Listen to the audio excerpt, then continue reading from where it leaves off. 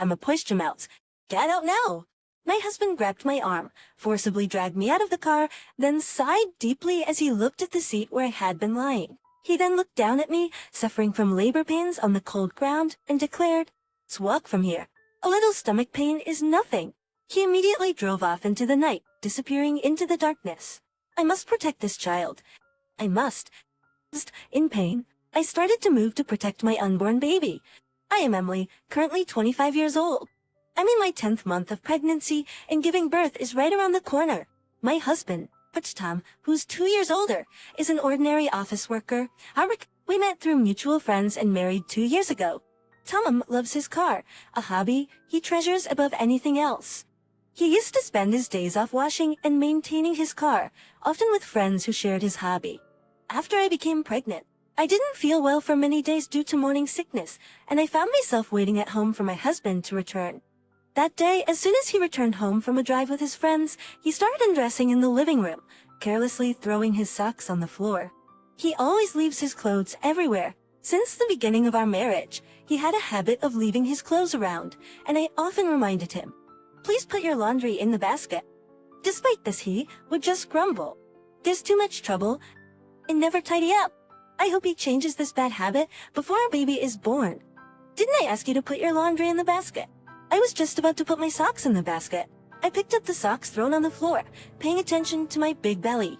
Even if you say that, you still leave them lying around. You're so naggy. I hate the thought of our baby putting dirty socks in their mouth. Whoever notices it should just pick it up. Isn't it your job to prevent the baby from putting everything in their mouth? That's why I'm saying we should help each other. I won't be able to take care of everything once our baby is born. Don't treat me like a baby. I take care of my own things. Then putting laundry in the basket shouldn't be too hard, right? Enough. You're so loud. Frustrated, he left his clothes in the living room and locked himself in his bedroom. Although I was irritated by his behavior, I didn't argue further that night, so I brought a duvet to the guest room and decided to sleep there. The next Sunday morning, when I woke up, my husband was nowhere to be seen. He must have left early in the car. I tried contacting him several times on his smartphone, but there was no reply. The due date is getting close. Despite having told him about the irregular pains resembling labor for the past few days, I was just shocked and disappointed by him ignoring my messages. While doing housework and preparing the bag for the hospital, the regular pain increased by evening. Finally, the labor pain. As soon as I realized the contractions were 10 minutes apart, I called the hospital and was instructed to come in. I called my husband, though I thought he probably wouldn't answer, and he picked up with an irritated tone. "Why are you so persistent? What do you want?" "Tay, I think I'm having contractions. They told me to come to the hospital." "Really? I'll come home right now, don't worry." "Okay, thank you. I'll be there soon. Please hang in there until I arrive." My husband kept encouraging me over the phone. Thinking that he actually cares about me made me feel happy, and somehow I was able to bear the pain. About 5 minutes later, my husband arrived home. We quickly loaded the necessary items for the hospital into the car, and off we went. I lay in the back seat, fighting the pain of the contractions occurring every 30 seconds. Suddenly, I heard a popping sound and felt a warm liquid spreading down my legs. A fishy smell filled the car. Why does it smell fishy all of a sudden?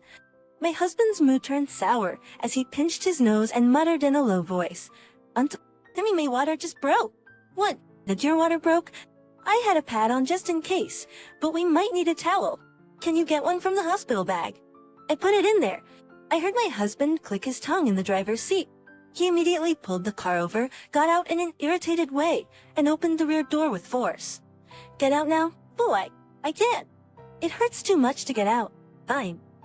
My husband grabbed my arm and dragged me out of the car with force, then sighed deeply looking at the seat where I laid. "Seriously, where's the towel?" "Is it in the bag?" "Yes, there are many large towels in it. Please take them out." "Seriously, what are you going to do about my car?" "Hey, you better start wiping too." "But I can't stand up right now. I can't do it." "What? Where Wes?" "Sorry, but let's put off wiping for later and hurry to the hospital. My water broke and the contractions seem to be getting more frequent." "Chill out. This is not the time for your selfish talk." Saying this, he threw the hospital bag at me as I sat on the road. "Why would he do that?" "Shut up. Look how dirty my car is." You're definitely paying for this? Paying for it. I'll have to replace the whole seat, so be prepared for that. Snow's not the time for that. We have to get to the hospital. Which, what do you mean? Not the time. You just ruined my beloved car. It's no joke. After venting his anger at me, he went back to the driver's seat and locked the door. I don't care anymore. Do whatever you want. Don't care? I'm able to comprehend what was happening. I was stunned when Tom said, "Since you're so dirty, walk to the hospital. A little stomach pain is nothing." And then he drove away. Though overwhelmed by intense pain. Pain that made it impossible to even cry out. I was left alone on a dark street lit only by streetlights. The sensation spreading at my feet only heightened my anxiety. I must protect this child. Despite the increasing frequency of my labor pains, I decided to move to protect my unborn baby. Using my smartphone, I contacted someone. Maybe my hearing was numb from the pain. The sound of an ambulance siren echoed in the distance. Eventually, I somehow arrived at the hospital, and while repeatedly losing consciousness, I went into labor. Since my water had broken, I needed treatment like antibiotics.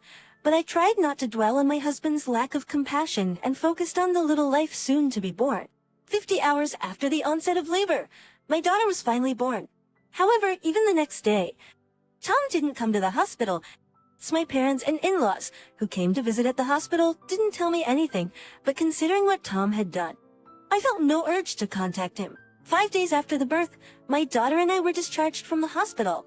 Tom hadn't visited the hospital, nor had he called even once. When I returned home in the car provided by my in-laws, Tom was nowhere to be seen. The house was unchanged from before I was hospitalized. Do you know where Tom is? My in-laws exchanged looks before telling me. Actually, Tom was involved in an accident and is hospitalized. An accident? We thought it would be better not to shock you. Having just given birth, so we didn't say anything until now. Please, forgive us. His condition isn't life-threatening, but he needs to stay in the hospital for a while.